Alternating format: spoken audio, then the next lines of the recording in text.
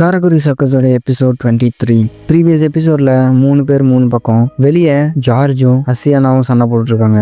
அசியானா the great 4 பப்பட்ல ஒருத்தனான பேண்ட்ரன் கூட சண்டை போட்டுருக்கான். ஜார்ஜி அவனை மாதிரியே இருக்க இன்னொரு அப்கிரேட் வெர்ஷன் கூட சண்டை போட்டுருக்கான். ஹாஸ்பிட்டலுக்குள்ள நிக்ஸிகா, கை, நருமி 3 பேரும் ஹரி அந்த ஜொனாஃபா கியூர் பண்ற அந்த மெஷினை தேடிட்டு இருக்காங்க. வெளியே அசியானா எவ்வளவோ ட்ரை பண்ணியும் பேண்டலோனோட அட்டாக்கை டிஃபெண்ட் கூட பண்ண முடியாம தப்பிச்சு ஓடிட்டு இருக்கான். அவன் கண்ணுக்கு பேண்டலோன் கிட்ட எந்த ஒரு வீக் பாயிண்டும் தெரியல, எப்படி டிஃபீட் பண்றதுன்னு தெரியல. தப்பிச்சு ஓடிட்டு இருக்க அவனோட அட்டாக்ல ஒரே ஒரு சின்ன ஹோல் இருக்கிறத கண்டுபிடிக்கிறான். பேண்டலோன் எப்படி அட்டாக் பண்றான்னா, சுத்தி இருக்கிற ஹேரை கம்ப்ரெஸ் பண்ணி தன்னோட கையை கன் மாதிரி யூஸ் பண்ணி அந்த ஹேரையே ஃபயர் பண்றான். ஒரு கைக்கு ஒரு டைம்ல 9 ஃபயர். அப்படி அந்த 9 ஃபயர் முடிஞ்ச உடனே இன்னொரு கைக்கு மாத்தி அதை ஃபயர் பண்றான். அப்படி அந்த கை மாத்துறதுக்கு ஒரு டைம் எடுக்குது, அதை நோட் பண்றான். அதே மாதிரி சிரோவனோட சிஓ வந்துட்டு ஒன்னு சொல்லி கொடுத்துருப்பாரு. பப்பட்ஸோட வீக் பாயிண்ட்ஸை பத்தியும் பேசிட்டு இருப்பாங்க. அது இவனுக்கு ஞாபகம் வர அவர் என்ன சொல்லியிருப்பாருன்னா, பப்பட்ஸ் எல்லாரும் மனுஷங்களை சிரிக்க வைக்க படைக்கப்பட்டது. ஸோ மனுஷங்க அதுங்களுக்கு ஆடியன்ஸா இருக்கிற வர அதுனால பெருசா சூப்பர் பாட்ஸ் மாதிரி சண்டை போட முடியாது. நார்மலா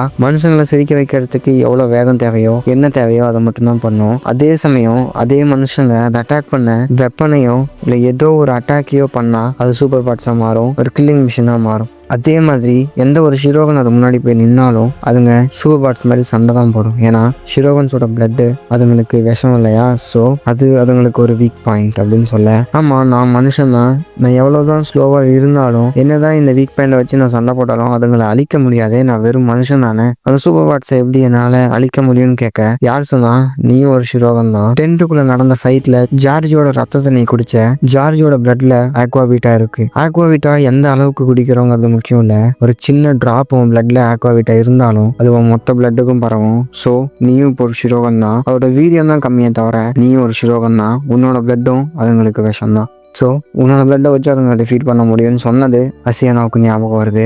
இந்த எல்லாத்தையும் வச்சு ஒரு பிளான் பண்றான். அசியானா தங்கிட்ட இருந்த ஸ்வாடை எடுத்துட்டு போய் அவனை அட்டாக் பண்ண போக அதே ஸ்வாடை வச்சு அவனோட பப்பட்லயே அவனை குத்தி வச்சிடறான், பொம்மை மாதிரி. இப்போ தான் வீக்கான மாதிரி தான் சாக போற நிலைமையில இருக்கிற மாதிரி அவன்கிட்ட காமிச்சுக்கிட்டு அவனோட ஸ்பீடை கம்மி பண்ணிட்டு அவங்ககிட்ட பேச்சு கொடுக்குறான். நான் சாக போறேன், அதுக்கு முன்னாடி உங்ககிட்ட உனக்கு கேட்கணும் அப்படின்னு சொல்ல அவனும் கேட்கறதுக்கு பெர்மிஷன் தரான். பேண்டலோனை பார்த்து, உன் வாழ்க்கையில எந்த பொண்ணுமே இல்லையா, அந்த பொண்ணை சிரிக்க வைக்க நீ எதுவுமே பண்ணலையா, அப்படி பண்ணாதவங்களோட வாழ்க்கை எப்படி முழுமையடையும் அப்படின்னு கேட்க பேண்டலோன் ஒரு நிமிஷம் தடுமாறுறான். ஏன்னா இவங்க உருவாகினதுக்கு காரணமே லேடி பிரான்சினை சிரிக்க வைக்கிறதுக்காக தான். ஸோ இப்போ அவன் சாக போறான்னு நினைச்சிக்கிட்டு ஸ்பீடை குறைச்சிட்டான், அட்டாக் பண்றதையும் நிறுத்தியாச்சு. அதே நேரத்தில் இவன் பிரான்சினை பத்தி சொல்ல ஒரு நிமிஷம் தடுமாறுறான். இந்த கேப்பை யூஸ் பண்ணி அவன் வயிற்றுல குத்தி இருந்த கத்தியை எடுக்காம அதை அப்படியே கிழிச்சுக்கிட்டு தன்னோட வயிற்றை கிழிச்சிக்கிட்டு வெளியே வந்து அந்த பிளட் இருக்க அந்த ஸ்வாடை எடுத்து பேண்டலோனை கொல்ல.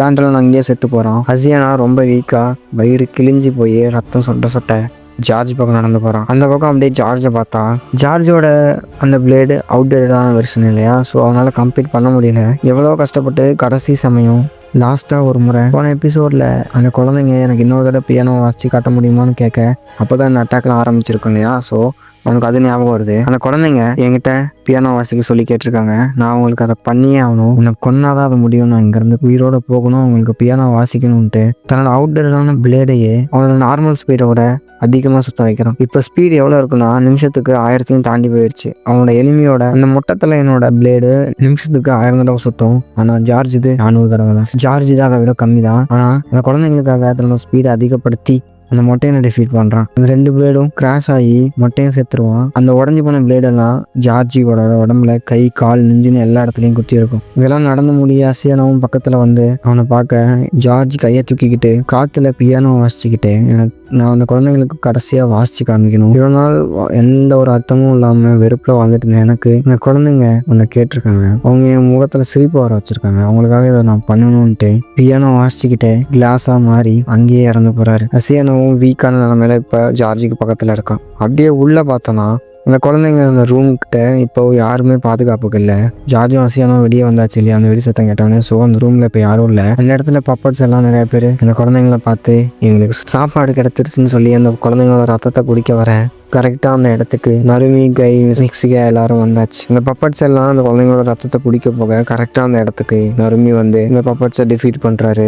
டிஃபீட் பண்ணிட்டு அந்த நர்ஸ் கிட்ட உனக்கு ஹரி எங்கே இருக்குன்னு தெரியுமா, அந்த சொனாஃபாவை க்யூர் பண்ணுற மிஷின் எங்கே இருக்குன்னு தெரியுமான்னு கேட்க, அது அந்த ரூமுக்கு பின்னாடி தான் இருக்குது, அதுவும் இப்போ பப்பட்ஸ் ஆக்குபை பண்ணிட்டாங்க, சீக்கிரம் போய் அதை காப்பாற்றுங்கன்னு சொல்ல நறுமி உள்ளே போய் பார்க்குறான். அங்கே வேலை செஞ்சுட்டு இருந்த டாக்டர்ஸ் அந்த மிஷினுக்கு ஒர்க் பண்ணிட்டு எல்லாத்தையும் அந்த பப்பட்ஸ் கொண்டுட்டு அந்த மிஷினை ஆக்குபை பண்ணிருச்சுங்க. இப்போ அந்த பப்பட்ஸ் அந்த மிஷினை ஃபேஸ்லெஸ் கிட்ட கொண்டு போகணும். நறுமி கரெக்டாக அங்கே போக அதே நேரத்தில் வெளியே ஒரு ஆர்மி ஆஃப் பப்பட்ஸ் சேட்டில் வந்து இறங்குறாங்க. உள்ள அந்த 2 பப்பட்ஸ். இங்கே காரக்குடி சர்க்கஸோட எபிசோட் 23 முடியுது.